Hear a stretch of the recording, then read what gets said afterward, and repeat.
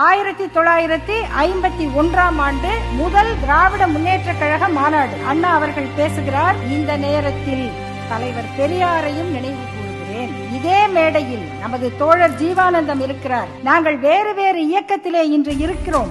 ஆனால் பெரியாரும் ஜீவானந்தமும் பெரியாரும் நானும் ஒரு இடத்திலிருந்து பணிபுரியும் நாள் எதிர்காலத்தில் உண்டு என்ற நம்பிக்கை எனக்கு எப்பொழுதும் உண்டு.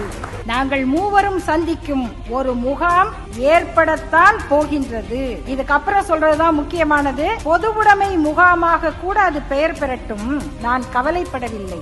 ஆனால் அத்துடன் திராவிட என்ற அடைமொழி வேண்டும். திராவிட பொதுவுடைமை கட்சி என்று கூறுங்கள், அதிலே முதல் அங்கத்தினன் நான் தான். திராவிட சமதர்ம கட்சி என்று கூறுங்கள், அதிலும் முதல் அங்கத்தினன் நான் தான். திராவிட தீவிரவாதிகள் கட்சி என்று கூட இருக்கட்டும், அதில் நான் முதல் அங்கத்தினன். ஆனால் திராவிட என்ற அடைமொழி இல்லாமல் ஒரு பெயர் இருக்க முடியாது.